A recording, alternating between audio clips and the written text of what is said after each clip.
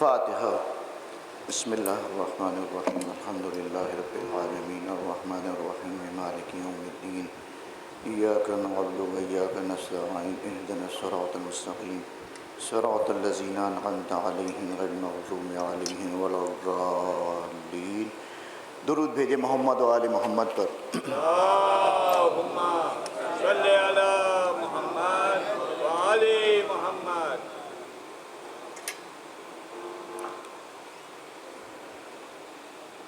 لا حول ولا قوة الا باللہ العلی العظیم۔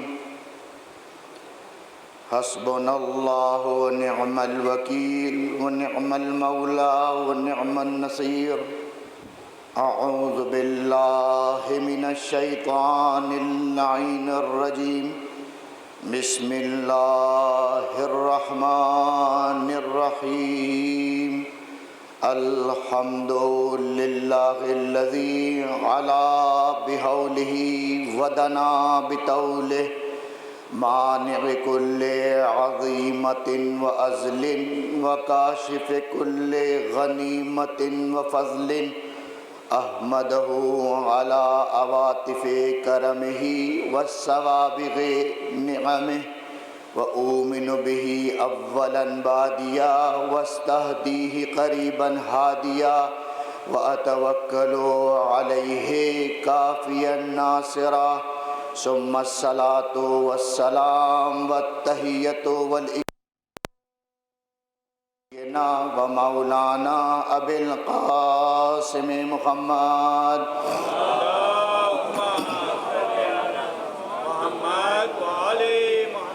وآلہ الطیبین الطاہرین المعصومین المظلومین المنتجبین المیامین الذین اذهب اللہ عنہم الرجس وطہرہم تطہیرا۔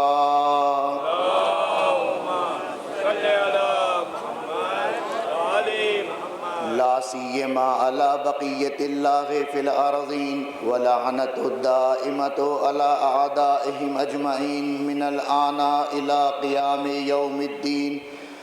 اما بعد فقد قال الرسول صلی اللہ علیہ وآلہ وسلم انا لقتل الحسین حرارتا فی قلوب المؤمنین لا تبردوا ابدا۔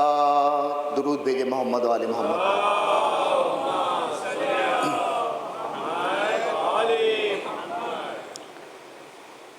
موت اور زندگی کا کچھ پتہ نہیں، آج ہم ہیں، کل کا پتہ نہیں کہ ہم ہوں گے یا نہیں ہوں گے۔ اس عشرہ مجالس سے حجت الاسلام والمسلمین مولانا محمد علی نقوی صاحب خطاب فرما رہے ہیں، اور آج چونکہ ان کی ہمشیرہ، ان کی بہن کا اچانک انتقال ہو گیا، جس کی وجہ سے وہ تدفین میں مصروف ہیں اور نہیں آ سکے، تو فرش ازا رکتا نہیں ہے، بند نہیں ہوتا۔ خدا نے کس کی کہاں ڈیوٹی کس وقت لگائی ہے یہ فاطمہ زہرا خود جانتی ہیں۔ تو مولانا چونکہ بہرحال صلہ رحمی والا رشتہ ہے تو وہ ان کے لیے تو آنا مشکل تھا، تو بہرحال ان کی جگہ پہ آج تک کی خدمت کا موقع مجھے ملا شہزادی کی جانب سے۔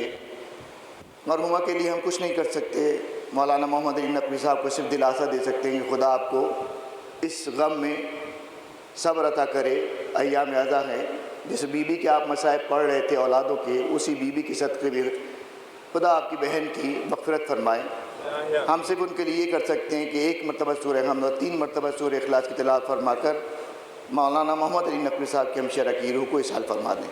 بسم اللہ الرحمن الرحیم الحمد للہ رب العالمین الرحمن الرحیم مالک یوم الدین ایاک نعبد و ایاک نستعین اہدنا الصراط المستقیم صراط الذین انعمت علیہم غیر المغضوب علیہم ولا الضالین۔ بسم اللہ الرحمن الرحیم قل هو اللہ احد اللہ الصمد لم یلد ولم یولد ولم یکن له کفوا احد۔ بسم اللہ الرحمن الرحیم قل هو اللہ احد اللہ الصمد لم یلد ولم یولد ولم یکن له کفوا احد۔ بسم اللہ الرحمن الرحیم قل هو اللہ احد اللہ الصمد لم یلد ولم یولد ولم یکن لہ کفوا احد۔ پروردگارہ مرحومہ کے تمام گناہ کبیرہ و صغیرہ کو معاف فرما، آئمہ علیہ السلام کی شفاعت نصیب فرما، مرحومہ کی قبر کو نور اعلی محمد سے منور فرما، پالنے والے مرحومہ کی بلندی درجات اور تمام حاضرین کی صحت و سلامتی کے لیے، مرحومہ کی بلندی درجات کے لیے، اور فرزند زہرا یوسف زہرا امام زمانہ کے ظہور کے لیے ایک مرتبہ باوجہ بلند درود بھیج دے محمد و آل محمد پر۔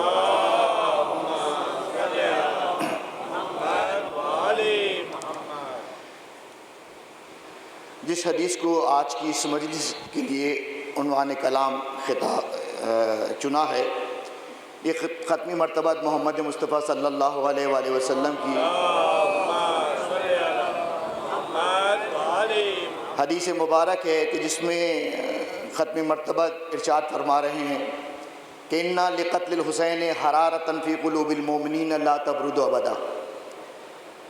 بظاہر تو چند جملوں پر مشتمل یہ حدیث ہے، لیکن اگر آپ اس حدیث کی گہرائی میں جائیں تو اس حدیث کے اندر خوشخبری بھی ہے، اس حدیث کے اندر بشارت بھی ہے، اور اس حدیث کے اندر امام حسین عالی مقام کا مرتبہ بھی پتہ چل جاتا ہے کہ خدا کے نزدیک مرتبہ کیا ہے۔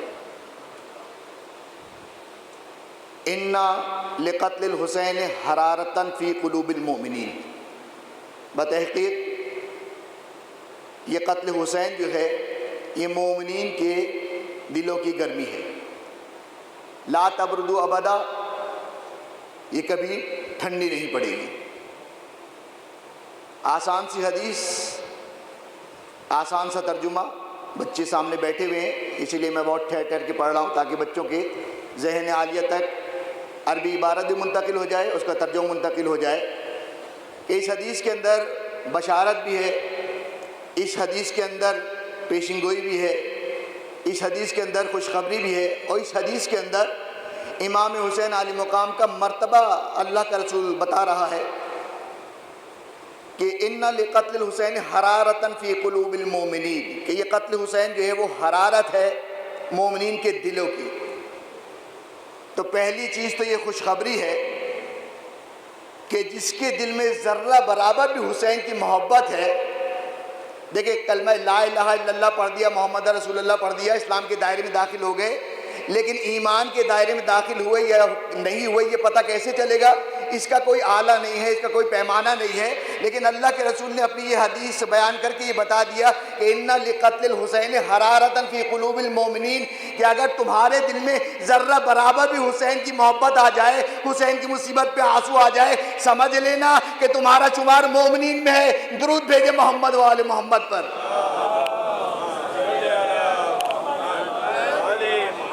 پہلی خوشخبری تو یہ ہے کہ اللہ کے رسول نے بتا دیا کہ جو فرش عزا پر آ جائے، چاہے فرش عزا پر نہ آئے، نوحہ سنے، مرثیہ سنے، آیت سنے، روایت سنے، نوحہ سنے، کچھ بھی سنے، اگر ایک بھی آنسو تو چھوڑیے، خالی اس کی آنکھیں نم ہو جائیں، آنسو بہنا تو دور کی بات ہے، خالی آنکھیں نم ہو جائیں، اللہ کے رسول نے بشارت دے دی کہ وہ مومن ہے، کیونکہ اللہ کے رسول نے کہا نا کہ اِنَّا لِقَتْلِ الْحُسَيْنِ حَرَارَةً فِي قُلُوبِ الْمُؤْمِنِينَ، ایک بشارت تو یہ ہے، خوشخبری ہے یہ، اور دوسرا کیا کہا کہ یہ غم حسین جو ہے نا، قتل حسین جو ہے یہ مومنین کے دلوں کی حرارت ہے۔ انسان کی باڈی کا، جسم کا سب سے امپورٹنٹ پارٹ جو ہے وہ دل ہے، دل دھڑک رہا ہے انسان زندہ ہے، دل بند ہوا انسان ختم۔ اللہ کے رسول کیا کہنا چاہ رہے ہیں کہ قتل حسین مومنوں کی دل کی حرارت ہے، یعنی مومنوں کا ایمان باقی رہے گا کب تک؟ کہ جب تک کہ حسین کی محبت دل کے اندر ہے۔ جب تک حسین کی محبت دل کے اندر ہے اس کا مطلب ہے کہ دل زندہ ہے، ایمان زندہ ہے۔ اور اللہ کے رسول نے یہ بھی اشارہ کر دیا کہ سانس لینا یہ زندگی کی علامت نہیں ہے، کھانا پینا یہ زندگی کی علامت نہیں ہے، بلکہ زندگی کی علامت یہ ہے کہ تم حسین سے کتنے وابستہ ہو۔ اس لیے کہ کھاتا تو جانور بھی ہے، سانس تو جانور بھی لیتا ہے، لیکن مومن میں اور باقی میں فرق کیا ہے کہ مومن کا جینا مرنا سب حسین کے ساتھ ہے۔ یہ جو میں نے اتنی لمبی چوڑی بات کر دی، شاعر نے 2 جملے میں اس مسئلے کو حل کر دیا۔ شاعر نے کہا کہ سوال زندگی لے کر گیا میں کرب و بلا، سوال زندگی لے کر گیا میں کرب و بلا، میں ذریعہ امام حسین پر گیا۔ شاعر کہہ رہا ہے کہ میں ذریعہ امام حسین پر گیا اور میں نے دعا کی، حالات بہت خراب ہیں ملک کے، وبا پھیلی ہوئی ہے، مولا مجھے صحت و سلامتی عطا کرے، مجھے زندگی عطا کرے۔ شاعر یہی تو کہہ رہے ہیں نا کہ سوال زندگی لے کر گیا میں کرب و بلا، کفن حسین نے دے کر کے کہا جیتے رہو۔ کفن تو مردے کو دیا جاتا ہے نا، زندے کو تو نہیں دیا جاتا، لیکن ہر آنے والا نہ مکے سے کفن لاتا ہے نہ نجف سے کفن لاتا ہے، کفن لاتا ہے تو کربلا سے لاتا ہے۔ حسین نے یہ بتا دیا، اللہ کے رسول نے یہ سکھا دیا کہ دیکھو حسین کا یہ کفن دینا یہ مردگی کی علامت نہیں ہے، بلکہ اگر حسین کا کفن ملے تو انسان حیات جاویدہ پا لیتا ہے۔ درود بھیجے محمد پر۔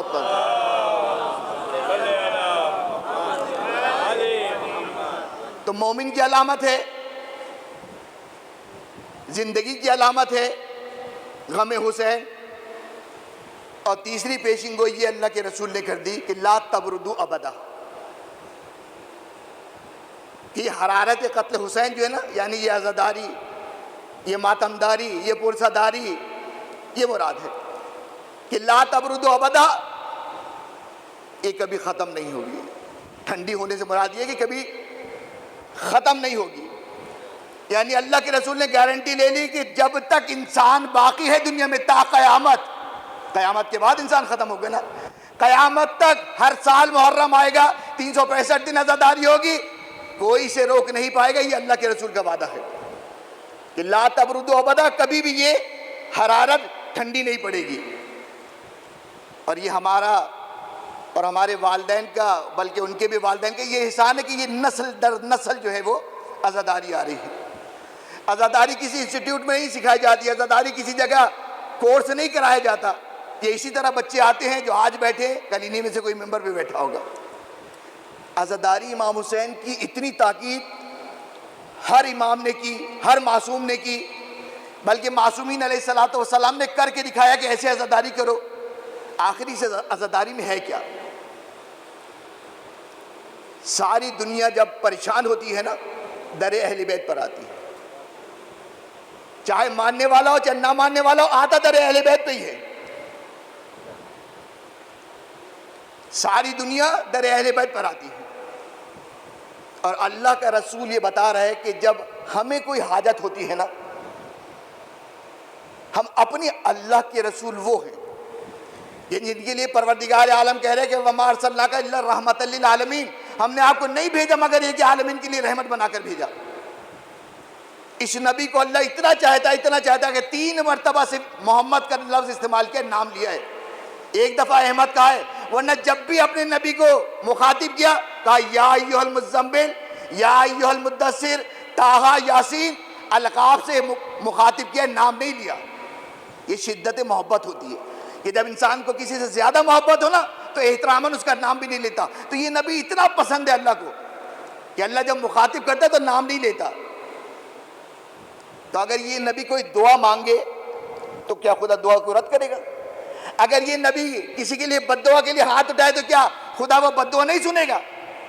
جب اتنا پسند کرتا ہے تو دعا بھی سنے گا، بد دعا بھی سنے گا۔ لیکن اب سنت نبی دیکھ لو، اور یہ امت کے لیے پیغام دیا جا رہا ہے کہ دیکھو مجھ جیسا شخص، میں کون ہوں؟ خاتم النبیین، نبیوں کا عین، نبیوں کا نگینہ۔ میرے لیے اللہ کہہ رہا ہے کہ انی سماء مبنیۃ ولا ارض مدغیہ، یہ آسمان اللہ نے ہمارے لیے بچھایا، ہماری خاطر بچھایا، یہ زمین ہمارے لیے بچھائی۔ یہ ساری نعمتیں محمد و آل محمد کے صدقے میں ہیں۔ لیکن اللہ کے رسول کچھ سمجھانا چاہ رہے ہیں، مدینے میں قحط پڑ گئے، بارش نہیں ہو رہی، قحط پڑ گیا۔ لوگ آئے اللہ کے رسول کے پاس اور کہا کہ اے اللہ کے رسول، آپ اگر دعا کریں گے نا اللہ بارش برسائے گا۔ اللہ کے رسول نے کہا کہ چلو مدینے سے باہر نکل کے کھڑے ہو میدان میں ابھی آتا ہوں۔ وہ مومنین کے جو حج و زیارت کی سعادت نصیب ہو چکی ہے جنہیں، وہ تو جانتے ہیں کہ اب تو مسجد نبوی کا صحن جو ہے وہ اس مسجد پہ جا کے ختم ہوتا ہے کہ جس کا نام ہے مسجد غمامہ. غمہ کہتے ہیں بادل کو. مسجد غمامہ یعنی بادلوں والی مسجد. اس کا واقعہ کیا ہے؟ قحط پڑ گیا مدینے میں, بارش نہیں ہو رہی. لوگوں نے کہا کہ اے اللہ کے رسول آپ آ کے دعا کریں گے تو بارش ہوگی. اللہ کے رسول نے کہا کہ مدینے سے باہر جا کے کھڑے ہو میدان میں, اور اس حالت میں جانا کہ اپنی عورتوں کو لے کے جانا, بچوں کو لے کے جانا, جانوروں کو لے کے جانا, اور میدان میں پہنچنے کے بعد بچوں کو ماؤں سے جدا کر دینا, جانوروں کو ایک دوسرے سے جدا کر دینا. جب بچے ماؤں کو نہیں پائیں گے تو بلک بلک کے روئیں گے. جب جانوروں کے بچے اپنی ماؤں کو نہ دیکھیں گے ایک مرتبہ آہ بکا شروع کریں گے. تو کہتے ہیں نماز استسقاء پڑھنے کا یہی طریقہ ہے کہ جب آہ بکا بڑھے 2 رکعت نماز پڑھو, خدا کی بارگاہ میں دعا کرو, خدا پانی برساتا ہے. اللہ کے رسول کی ہدایت تھی. لوگ باہر گئے اس میدان میں جا کے جمع ہوئے. اللہ کے رسول آئے, جو رسول نے کہا تھا اسی طرح کیا گیا کہ عورتوں کو بچوں سے جدا کر دیا گیا, جانوروں کو ان کے بچوں سے جدا کر دیا گیا. اللہ کے رسول نے 2 رکعت نماز استسقاء پڑھی, اور اس کے بعد سارے جو جمع ہیں ان کے درمیان آ کے کھڑے ہوئے. اب سارے اصحاب یہ سوچ رہے ہیں کہ ابھی اللہ کا رسول ہاتھ اٹھا کہہ گئے پروردگارہ اس سارے میرے ساتھ جو مومنین کھڑے ہوئے ہیں, پروردگارہ تو دیکھ رہے ہیں نا کہ پانی نہیں برسا, تجھے میرے عظمت کا واسطہ پانی کو برسا دے. لیکن سب دیکھتے رہ گئے کہ اللہ کے رسول نے نہ اپنا واسطہ دیا, نہ اپنے سامنے کھڑے ہوئے اصحاب کا واسطہ دیا. اللہ کے نبی نے اگر واسطہ دیا تو گود میں لیے ہوئے نواسے کا واسطہ دیا. امام حسین علیہ السلام رسول خدا کی گود میں تھے. ایک مرتبہ ہاتھ کو اٹھایا, کہا پروردگارہ بحق حاضر مولود, پروردگارہ تجھے اس بچے کا واسطہ, ارے مدینے والوں کی پیاس کو بجھا دے. ابھی ہاتھ نیچے نہ آیا, بادل کالے چھائے, ایک مرتبہ اتنی بارش برسی, میں کہوں گا اللہ کے رسول ایک نواسے کا واسطہ دے کے پانی کو برسا دیا. امت کو بتا دیا کہ جب بھی کبھی مصیبت پڑے حسین کا واسطہ دینا, تمہاری مصیبتیں دور ہو جائیں گی. جب مجھ جیسا نبی حسین کا واسطہ دے کے خدا سے اپنی مطلوبہ فرمائش کو لے سکتا ہے, تمہارے لیے بھی یہی سیرت ہے. درود بھیجے محمد و آل محمد پر. تو یہ امام حسین علی مقام کا درجہ ہے کہ اگر اللہ کے رسول کو بھی خدا کی بارگاہ میں کچھ لینا ہو تو حسین کو واسطہ قرار دیتے ہیں. ابھی 24 ذی الحج کو مباہلہ گزری ہے, دیکھیں عظمت, دیکھیں آل محمد کی عظمت, دیکھیں بلندی, دیکھیں خدا کی نزدیک مرتبہ, دیکھیں کہ مباہلے میں ابھی آپ نے پورا واقعہ میلاد میں جشن میں آپ نے سنا ہوگا نا کہ نجران کے عیسائیوں سے وہ قائل نہیں ہوئے تو اللہ کے رسول نے کہا کہ ٹھیک ہے مباہلہ کر لیتے ہیں. مباہلہ میں کیا ہوتا ہے کہ دونوں جمع ہو جاتے ہیں اور ایک دوسرے پہ لعنت کرتے ہیں کہ جو جھوٹا ہوگا اس پہ خدا کی لعنت آئے گی. نجران کی عیسائی جب گئے اور جا کے بتایا کہ مسلمانوں کے نبی نے یہ کہا ہے, تو جو ان کے سرغنہ تھے نا, ہیڈ تھے, انہوں نے بڑی عجیب بات کہی. کہا کہ یہ نبی اگر سچا ہوگا تو کل جب آئے گا نا تو اپنے جیسے لے کے آئے گا, اور اگر یہ جھوٹا نبی ہوگا تو تیر اور تلوار اور لشکر لے کے آئے گا. اور جب مباہلہ کے لیے آتے ہوئے دیکھا 5 ہستیوں کو, تو ایک مرتبہ نجران کا جو سرغنہ تھا نا, جو پادریوں کا سردار تھا, ایک مرتبہ اس نے کہا کہ دیکھو خبردار اب مباہلہ نہیں کرنا, اس لیے کہ میں محمد کے ساتھ ان ہستیوں کو آتا ہوا دیکھ رہا ہوں کہ اگر یہ پہاڑ کو اشارہ کر دے تو پہاڑ اپنی جگہ سے ہل جائے. عیسائی تو ہے لیکن عقیدہ کتنا ہے اس کا مضبوط کہ وہ جانتا ہے کہ یہ اگر اشارہ کر دیں تو پہاڑ اپنی جگہ سے ہل جائے. لیکن افسوس, بہت افسوس کہ آج جب فضائل پڑھو مومنین کے درمیان, مومن کا ایمان ڈگمگا جاتا ہے. الٹی سیدھی چیزیں پڑھ کے گزر جاؤ, کوئی نہیں پوچھتا مولانا ریفرنس کیا ہے. فضائل کی 2 باتیں پڑھو, مولانا اس کا ریفرنس کیا ہے, یہ کہاں سے پڑھا آپ نے. نجران کے عیسائی سے پوچھو کون سی کتاب سے پڑھ کے آیا تھا وہ. اللہ کے رسول نے جب کہا کہ اللہم بحق ھذا المولود, تو جا کے رسول خدا سے پوچھو اے اللہ کے رسول کس کتاب سے پڑھا تھا. فضائل اہل بیت اتنے زیادہ ہیں پہلے تو دشمن کو ہضم نہیں ہوتے تھے، اب تو اپنوں کو ہضم نہیں ہوتے۔ اللہ کے رسول، یہ بار بار جو واقعہ سنا رہا ہوں نا، اس کی وجہ یہ ہے کہ یہ فرش اعضا کوئی معمولی چیز نہیں ہے۔ اگر یہ معمولی چیز ہوتی نا تو آج ہمارے دشمن اس کو ختم کرنے کے لیے اتنا پیسہ خرچ نہ کرتے۔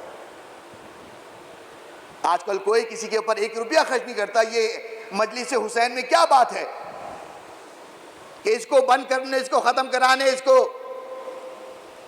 مٹانے کے لیے کروڑوں اربوں ڈالر خرچ کیے جاتے ہیں۔ یہ اس کی امپورٹنٹ یہ ہے کہ جو اللہ کے رسول نے کہا کہ یہ مومنوں کے دلوں کی حرارت ہے، کبھی ٹھنڈی نہیں پڑے گی۔ محرم کا ہلال نمودار ہوتا ہے، فرش اعضا بچ جاتا ہے، ایک ہی وقت میں آپ دیکھیں کہیں سے تفسیر بیان ہو رہی ہے، کہیں سے تاریخ بیان ہو رہی ہے، کہیں سے اخلاقیات بیان ہو رہی ہے، کہیں سے جو ہے وہ گھریلو معاملات پہ ڈسکشن ہو رہا ہے۔ دنیا کی اتنی بڑی یونیورسٹی کہیں بھی نہیں ہوگی جتنی بڑی یہ امام حسین کی یونیورسٹی ہے، کہ نہ اس کا کوئی وائس چانسلر ہے، نہ اس کا کوئی پروفیسر ہے، نہ کہیں ایڈمیشن ہوتا ہے، خود بخود چاند نظر آیا، خود بخود سب کچھ سیٹ ہو جاتا ہے۔ جبھی تو دشمن چاہ رہے ہیں کہ اس کو ختم کر دیا جائے۔ یہ فرش اعضا کی اہمیت یہ کہ جب فرش اعضا پر انسان آتا ہے، یہ بتائیے کون سا شخص ایسا ہے دنیا میں کہ جس سے کوئی پریشانی نہیں؟ ہر شخص پریشان ہے۔ پریشانی کا حل چاہیے فرش اعضا۔ گھر میں پریشانی ہے، رزق کا مسئلہ ہے، اولاد کا مسئلہ ہے، اپنے گھر میں فرش اعضا چاہیے۔ اپنے گھر میں مجلس کیجئے، سال میں چاہے 1 دفعہ کریں، اپنے گھر کے اندر فرش اعضا بچھائیے۔ آج کل لوگ کہتے ہیں مولانا گھر چھوٹا ہے کیا کریں؟ کس نے کہا پورے شہر کو بلائے؟ کس نے کہا پورے خاندان کو بلائیے؟ گھر چھوٹا ہے، اپنے مخصوص دوستوں کو بلا لیں، اپنے خاندان کے مخصوص لوگوں کو بلا لیں، لیکن اپنے گھر کے اندر مجلس اعضا رکھیں۔ جیسے آج کل فیومیگیشن والے آپ کو میسیج بھیجتے ہیں نا، اپنے گھر میں دوا چھڑکوا لیں، اس لیے کہ اگر کرونا کے جراثیم ہوئے تو ختم ہو جائیں گے، آپ کی جان محفوظ رہے گی۔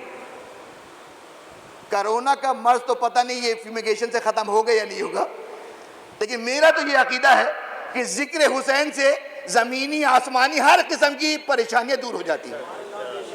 تو اپنے گھر کے اندر مجلس اعضا کا انعقاد کرے۔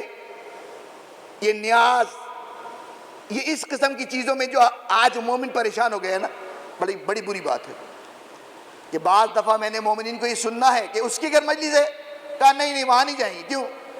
کہا وہ بند بانٹ دیتا ہے، یعنی نہاری کی مجلس ہوگی تو جائیں گے، بریانی کی ہوگی تو جائیں گے۔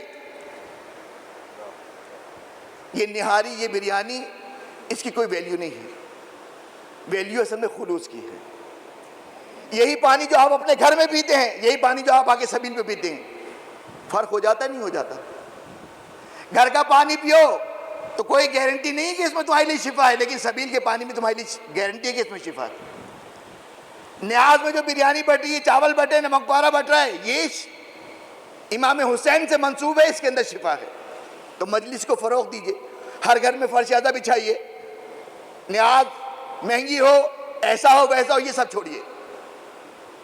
اگر 1 مٹھی نمک پارے کے اوپر بھی نیاز ہو سکتی ہے نا تو کر دیجئے، اس لیے کہ حسین کی اتنی برکت ہے، اتنی برکت ہے کہ جب فرش اعضا بچھتا ہے مادر حسین آتی ہے، اور جب مادر حسین آ گئی اب آپ کی مرضی ہے، جو چاہے مانگ لے، کیونکہ آپ تو مومن ہیں نا۔ میرے شہزادی کے قدموں کی برکت تو یہ ہے کہ اگر یہودیوں کے گھر میں چلی جائے نا شادی میں، اور جب پلٹ کے واپس آئیں تو پورا کے پورا یہودی قبیلہ اسلام کے دائرے میں داخل ہو جاتا ہے۔ یہ شہزادی کی برکت ہے۔ تو جب آپ فرش اعضا بچھا رہے ہیں تو یقیناً شہزادی آپ کو اس کا اجر دے گی۔ اہل بیت کسی کا احسان نہیں رکھتے، جو وعدہ کر لیں اسے پورا کرتے ہیں۔ دیکھیں میں آپ سے کوئی وعدہ کروں نا تو یہ وعدے کی وفا کا پابند میں اس وقت تک ہوں جب تک میں زندہ ہوں۔ میں مر گیا، اب آپ مجھ سے توقع نہیں لگا سکتے کہ میں وعدہ پورا کروں گا، میں تو زندہ ہی نہیں ہوں۔ لیکن اہل بیت علیہ الصلوۃ والسلام چاہے دنیا میں ہو چاہے دنیا سے چلے گا، وعدہ جو کر دیا وہ پورا ہو کے رہے گا۔ چھٹے امام نے کیا وعدہ کیا؟ من بکا وہ آپ کا وہ تباہ کا وجبت لہ الجنہ، جو روئے یا رونے جیسا منہ بنائے یا رلائے وجبت لہ الجنہ، اس کے اوپر جنت واجب ہے۔ تو یہ وعدہ جھوٹا نہیں ہو سکتا، اس لیے کہ اہل بیت میں سے چاہے علی ہو، چاہے حسن ہو، چاہے حسین ہو، چاہے زمانے کے امام ہو، اگر کوئی وعدہ کیا ہے تو وعدہ وفا ہو کے رہے گا۔ مدینہ کا شہر ہے، اللہ کے نبی بیٹھے ہوئے ہیں، امام حسین ان کی گود میں۔ ایک راہب آیا، اچھا یہ واقعہ پڑھنے سے پہلے مجھے یہ بات کہنی پڑتی ہے، یہ واقعہ پڑھ دو تو بعد میں لوگ پوچھ دیں گے مولانا یہ واقعہ تو غلط لگتا ہے کیونکہ راہب تو شادی نہیں کرتے، تو یہ مولانا نے 7 بیٹے کہاں سے دے دیے؟ تو پہلی بات تو یہ کہ راہب، بعض راہب شادی کرتے ہیں، بعض نہیں کرتے، آج بھی آپ جا کے عیسائی کمیونٹی میں دیکھ سکتے ہیں۔ اور دوسری اس واقعے کو پڑھنے کی دلیل، پہلے میں نہیں پڑھتا تھا کیونکہ بہت زیادہ جواب دینا پڑتا تھا، پڑھ دو، اس کے بعد ہر مومن آ کہتا مولانا یہ کیا پڑھ دیا آپ نے، تو میں نہیں پڑھتا تھا۔ لیکن ابھی علامہ تعالی جوہری، خدا ان کی قبر کو منور کرے، نور آل محمد سے درود بھیجے ان کی سے عظمت کے لیے، کہ ان کے ایک شاگرد سے ملاقات ہوئی تو میں نے ان سے کہا کہ یہ والے واقعے کی کچھ بتاؤ بیک گراؤنڈ، اگرچہ پڑھا ہوا ہے کتابوں میں۔ میں نے کہا جب پڑھو اس کے اوپر مصیبت ہو جاتی ہے لوگ اعتراض کرتے ہیں، تو کہا کہ علامہ تعالی جوہری صاحب کے سامنے ایک دفعہ یہی بحث چھڑ گئی تھی، تو انہوں نے کہا تھا ممبر سے یہ واقعہ پڑھو اور جب کوئی سند پوچھے نا کہ یہ واقعہ کہاں سے پڑھا ہے تو کہنا کہ تعالی جوہری نے کہا ہے۔ تو میں پڑھ رہا ہوں، اب مجھ سے کوئی سوال نہ کرے، آپ کو پوچھنا ہے، تعالی جوہری صاحب تو دنیا سے چلے گئے، آپ کس سے پوچھیں گے؟ تو روز محشر تو ملاقات ہوگی نا، وہاں پوچھ لیجیے گا۔ لیکن میں یہ واقعہ پڑھ رہا ہوں کہ اہل بیت، چاہے علی ہو، چاہے فاطمہ ہو، چاہے حسن ہو، چاہے حسین ہو، چاہے زمانے کے امام ہو، اگر وعدہ کر لیا تو وعدہ وفا کر کے رہیں گے۔ مدینہ ہے، امام حسین گود میں ہیں، بیٹھے ہوئے ہیں۔ راہب آیا اور آنے کے بعد اس نے کہا عیسائی ہے، نبی کو نبی نہیں مانتا، لیکن اسے اتنا پتہ ہے کہ یہ خدا کا اتنا مقرب بندہ ہے، اگر یہ خدا کی بارگاہ میں میرے حق میں دعا کر دے تو خدا دے کے رہے گا۔ اتنا تو آج کے مسلمان کا بھی عقیدہ نہیں ہے، وہ ڈرتا ہے مانگتے ہوئے کہ رسول سے مانگو ہی شرک ہو جائے گا، اور عیسائی آ کے کہہ رہے کہ اللہ کے رسول میرا بیٹا نہیں ہے، لیکن مجھے پتا ہے کہ اگر آپ خدا کی بارگاہ میں دعا کر دیں تو خدا مجھے بیٹا دے گا۔ گود میں امام حسین بیٹھے ہوئے، اللہ کے رسول نے ایک مرتبہ امام اس آنے والے راہب کی پیشانی کو دیکھا اور کہا کہ تیرے مقدر میں اللہ نے اولاد نرینہ نہیں لکھی ہے۔ رسول اللہ خاموش ہوئے۔ ایک مرتبہ امام حسین نے کہا کہ راہب کو مخاطب کر کے کہا کہ جا میں نے تجھے 7 بیٹے دیے، جا میں نے تجھے 1 بیٹا دیا۔ اللہ کے رسول نے کہا کہ حسین خدا نے اس کے مقدر میں بیٹا نہیں لکھا ہے۔ امام حسین نے کہا میں نے تجھے دوسرا بیٹا دیا۔ اللہ کے رسول نے کہا حسین اللہ نے اس کے مقدر میں بیٹا نہیں لکھا ہے۔ میرے مولا حسین نے راہب کو دیکھ کے کہا کہ جا میں نے تجھے تیسرا بیٹا دیا۔ ہر بیٹا دیتے ہیں، ادھر رسول کہتے ہیں کہ حسین اللہ نے نہیں دیا، یہاں تک کہ 7 بیٹے دے دیے حسین نے۔ اس کے بعد اللہ کے رسول نے کہا حسین بس کر دو بس۔ اب وہ راہب، دیکھیں راہب عیسائی ہے، کاش مسلمان بھی ایسے ہی ہو جائیں عقیدے کے اعتبار سے، کہ حسین نے جب کہا کہ میں نے تجھے 7 بیٹے دیے تو کیا فوراً بیٹے آ گئے اس کی گود میں کیا؟ لیکن اس کو جتنا اعتماد رسول پہ تھا اتنا ہی اعتماد نواسہ رسول پہ تھا کہ اگر یہ نبی دعا کرے گا تو بیٹے مل جائیں گے، اور جب نواسے نے کہا کہ میں نے دے دیے، اب اس کو اتنا یقین ہے کہ اب 7 بیٹے تو میرے ہو ہی جائیں گے۔ جب کسی کو کوئی اپنی پسند کی چیز مل جائے نا، اس کی خواہش پوری ہو جائے، وہ خوش ہو جاتا ہے۔ ہمارے اور آپ کا بھی طریقہ یہ ہے نا کہ جب ہم کسی جگہ جائیں کوئی ہمارا کام کروا دے تو ہم واپسی میں کیا کہتے ہیں؟ قبلہ کبھی آئیے گا نا ہمارے گھر پہ تشریف لائیے، ساتھ بیٹھ کے چائے پئیں گے۔ راہب جاتے جاتے کہہ رہا ہے، کوفے کا رہنے والا ہے، جاتے جاتے کہہ رہا ہے، امام حسین کو مخاطب کر کہتا ہے کہ فرزند رسول کبھی آپ میرے غریب خانے میں تشریف لائیے نا۔ امام حسین نے کہا کہ ہاں ہم آئیں گے۔ نواسے رسول نے کہا ہاں ہم آئیں گے۔ رسول کا زمانہ گزر گیا، حسین اس کے گھر نہیں گئے۔ امیر المومنین کا زمانہ گزر گیا، حسین نہیں پہنچ پائے۔ امام حسن کا زمانہ گزر گیا، امام حسن اس راہب کے گھر نہیں جا پائے۔ یہاں تک کہ 61 ہجری کا عاشور کا دن آ گیا، عصر عاشور شہید ہو گئے، امام حسین نہیں پہنچ پائے۔ لیکن حسین نے جب وعدہ کیا ہے نا، وعدہ نبھاتا. دوستی کرو تو ایسے سے کرو کہ جو مرنے کے بعد بھی اپنا وعدہ نبھا رہا ہے. جب 11 محرم کو بنات رسول کو قیدی بنا کر کوفہ لے کے گئے ہیں نا، عمر سعد کو ابن زیاد کے پاس پہنچنے کی اتنی جلدی تھی، انعام لینا تھا نا، کہ وہ سواریوں کو دوڑاتا ہوا لے گیا ہے. عصر کے وقت جب پہنچا ہے، ابن زیاد کا حکم آیا کہ قیدیوں کو ابھی لے کے داخل نہیں ہونا، ابھی دربار سج رہا ہے، کوفے کی گلیاں سج جائیں گی تب ان کو لے کے آنا. کاروان اتنا تھکا ہوا ہے، ظاہر ہے کل عاشور میں جنگ کی ہے، تھکے ہوئے ہیں. جیسے ہی بیٹھے پورا لشکر سو گیا. وہ نیزے کے جن کے اوپر سر تھے، وہ سارے نیزے ایک عیسائی راہب کی دیوار سے لگا دیے گئے. سپاہی سو گئے ہیں، لیکن اتنا خوف ہے بیویوں کے اوپر کہ کوئی بیوی رو نہیں رہی. کسی بیوی میں یہ جرت نہیں ہے کہ بلند آواز سے ان کٹے سالوں کو دیکھ کے رو سکے. اتنا خوف ہے، اتنا سناٹا ہے کہ اگر سوئی بھی گر جائے نا تو سوئی کے گرنے کی آواز آئے. لیکن ایسے میں حسین کی 4 سالہ بچی ہے کہ جسے اپنے بابا اتنی شدت سے یاد آ رہے ہیں کہ ساری بیویاں تو خاموش ہیں، لیکن وہ اپنے باپ کا ماتم کر رہی، کہتی واہ بتا واہ حسینہ، واہ بتا واہ حسینہ، واہ بتا واہ حسینہ. راہب کی جو زوجہ تھی اس نے کہا کہ اپنے شوہر سے کہا کہ جاؤ جا کے دیکھو ذرا یہ کون سا کاروان آیا ہے اور یہ بچی کیا کہہ رہی ہے کہ جس کے کہنے سے میرا جگر پھٹ جا رہا ہے. راہب باہر آیا، دیکھا عجیب منظر ہے. دیوار سے لگائے ہوئے نیزے کھڑے کیے ہوئے ہیں، جن کی نیزے کے اوپر ہر نیزے پہ ایک سر ہے، اور ان نیزوں کے پاس کچھ بیویاں بیٹھی ہیں جو سسک سسک کے رو رہی ہیں، کوئی آواز سے نہیں رو. یہ گیا اور جانے کے بعد پوچھا کہ اس لشکر کا سالار کون ہے، ان سروں کا نگہبان کون ہے. ہرملہ کے پاس لے جائے گئے، کہا کہ یہ لشکر کا سروں کا نگہبان ہے. کہا یہ کون لوگ ہیں؟ کہا یہ ایک گروہ تھا جس نے یزید وقت کے خلاف بغاوت کی تھی، تو ہم نے جنگ کر کے اس کے مردوں کو قتل کر دیا، اس کی عورتوں کو قیدی بنا کے لائے.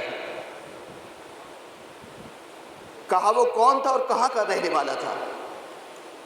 کہا مدینے کا رہنے والا تھا. کہا نام کیا تھا؟ کہا حسین.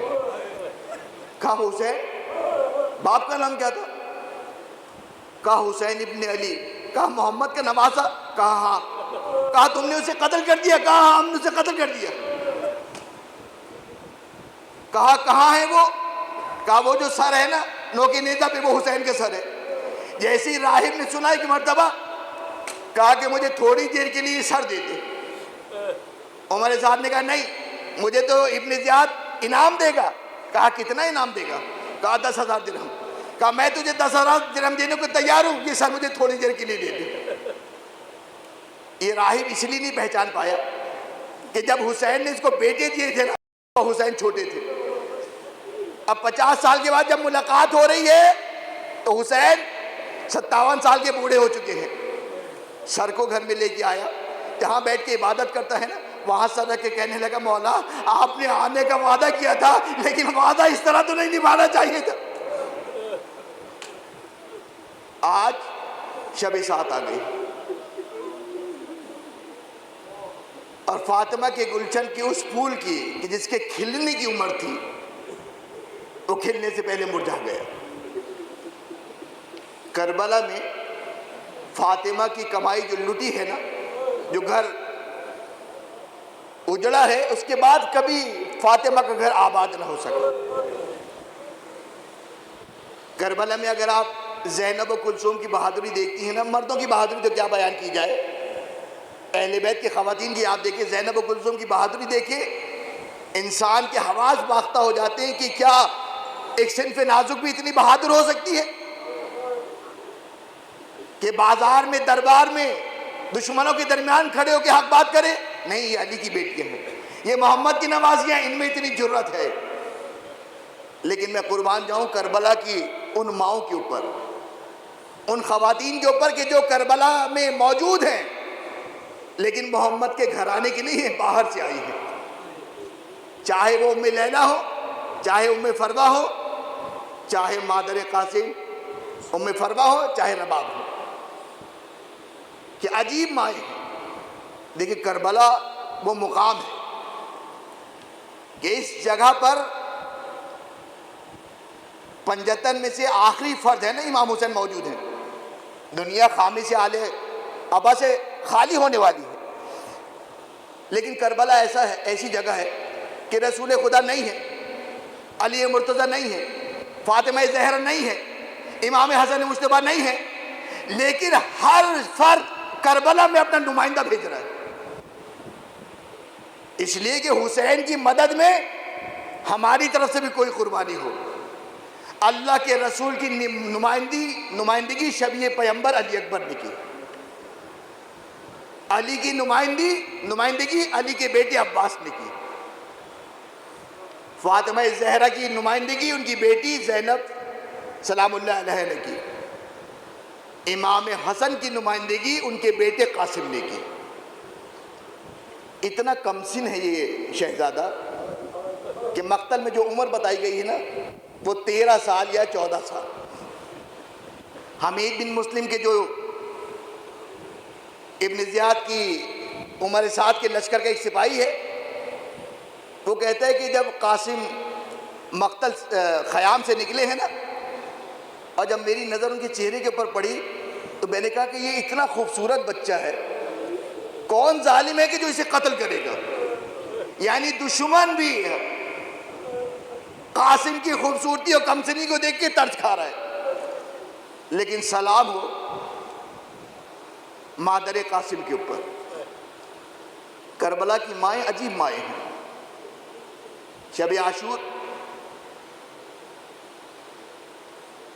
منظر آپ مصائب سنتے رہتے ہیں کہ ہر بیوی اپنی اپنی قربانی کو لے کے نصیحتیں کر رہی ہے۔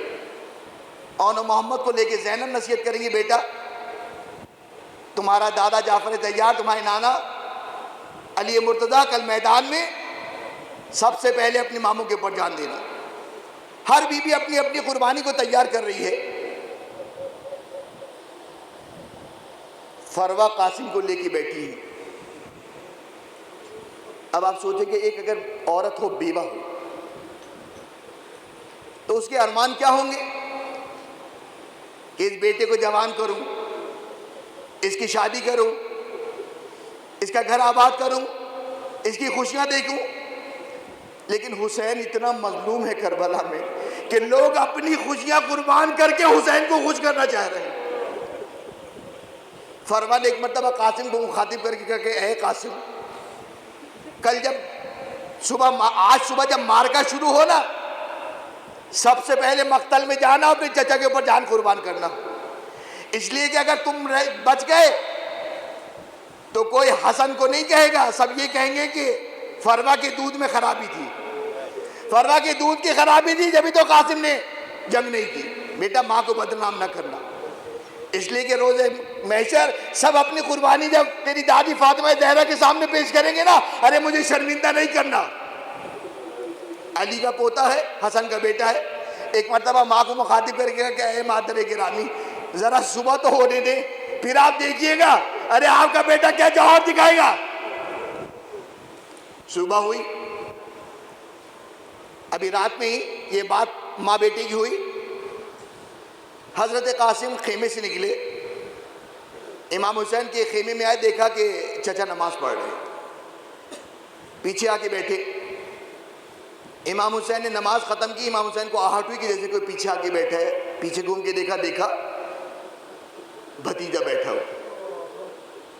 مرتبہ پوچھا بیٹا اتنی رات کو تم یہاں کیا کر رہے ہو؟ جاؤ جا کے اپنی ماں کے پاس بیٹھو نا۔ اس سے پتہ چلتا ہے کہ حضرت قاسم کی عمر کتنی کم ہوگی. اس لیے کوئی جوان لڑکے کو نہیں کہتا کہ ماں کے پاس جا کے بیٹھو، ماں پریشان ہوگی. یعنی یہ اتنے چھوٹے ہیں کہ اگر رات کی تاریکی میں نکل جائے تو ماں پریشان ہوگی. کہا چچا میں آپ سے ایک سوال کرنے کے لیے آیا ہوں،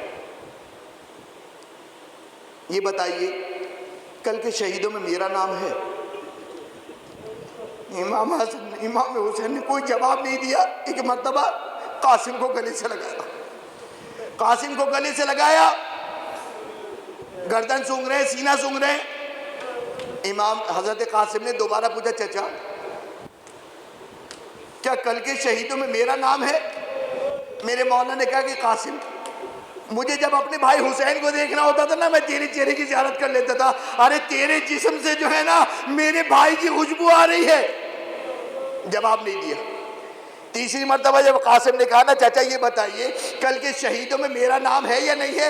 ایک مرتبہ حسین نے یہ نہیں کہا کہ قاسم تمہارا بھی نام ہے، بس یہ کہا اے قاسم کل کے شہیدوں میں تو تمہارے چھوٹے بھائی علی اصغر کا بھی نام ہے. جیسے ہی قاسم نے علی اصغر کا نام سنا غیرت ہاشمی جاگی. ایک مرتبہ کہا اے چچا کیا یہ دشمن ہمارے خیموں میں داخل ہو جائیں گے؟ اے چچا یہ بے غیرت دشمن کیا ہمارے خیموں میں داخل ہو جائیں گے؟ امام حسین نے گلے سے لگایا.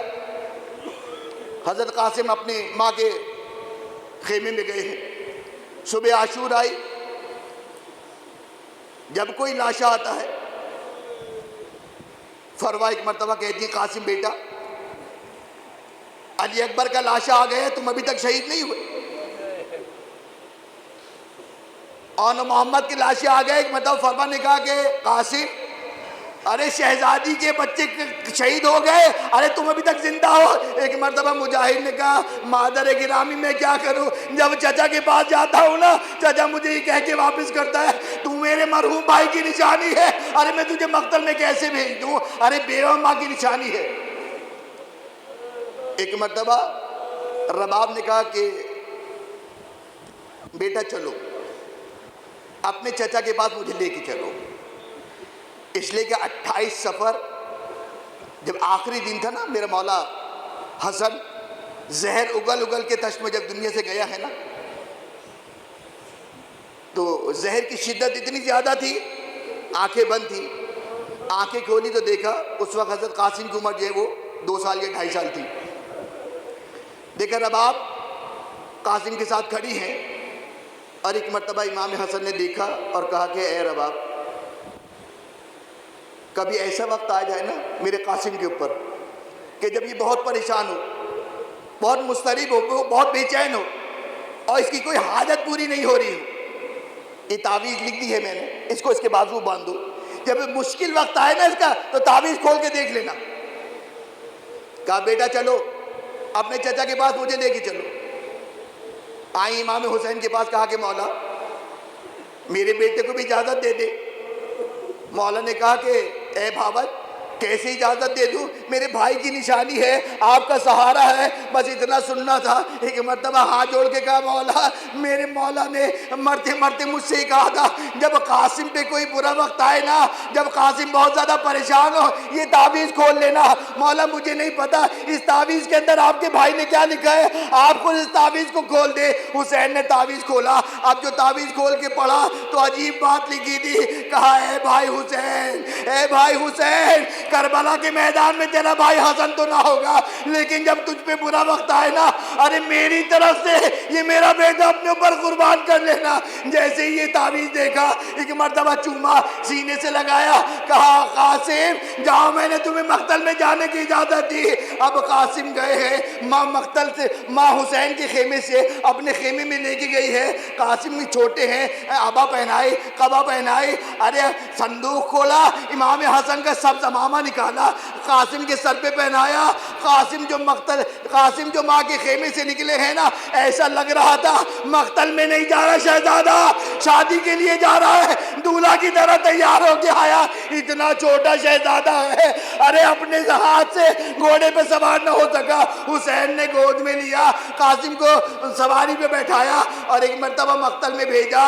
ارے کم سن تو ہے لیکن ہے تو علی کا پوتا نا، ارے بڑھ بڑھ کے حملے کر رہا ہے، بڑھ بڑھ کے حملے کر رہا ہے۔ دشمنوں نے کہا ارے اسے کم سن نہ سمجھنا، یہ علی کا پوتا ہے، ارے اس طرح قابو میں نہ آئے گا، سب مل کے حملہ کرو۔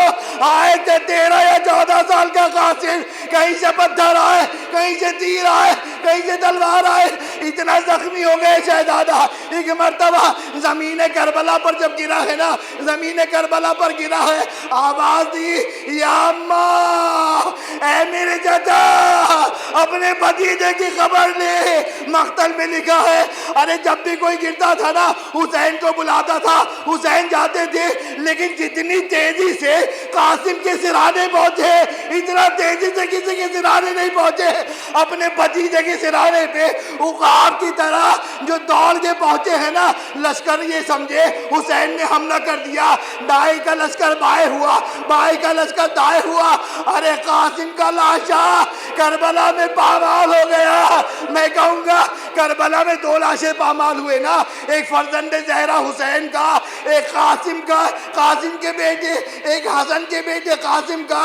لیکن میں ہاتھ جوڑ کے معذرت چاہوں گا میرے مولا حسین سے کہ مولا جب آپ کا جسم پامال ہوا آپ کے جسم میں جان نہ تھی، لیکن جب قاسم پامال ہوا ارے قاسم زندہ تھا۔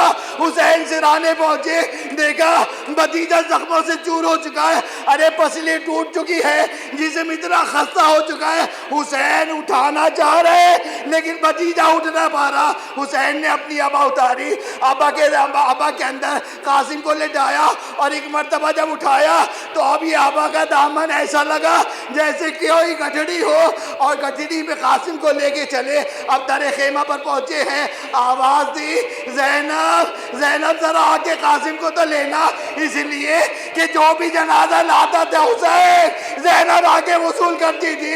اب جو زینب آئی ہے نا، عجیب منظر دیکھا حسین کے تو ہاتھ میں کچھ نہیں ہے، کہا بھیا قاسم کو لے کے نہیں آئے کیا؟ کہا لایا ہوں۔ کہا ہے؟ ایک مرتبہ جو گٹھڑی کھولی حسین نے کہا ارے آہستہ سے گٹھڑی کھولنا کہیں قاسم کی ماں نہ دیکھ لے، بس اتنا کہہ رہا تھا۔ زینب نے جو گٹھڑی کھولی ارے فرمائی، آنے کے بعد کہا اے بیبیوں ارے مجھے مبارکباد دو، سب سے زیادہ میری قربانی قبول ہوئی۔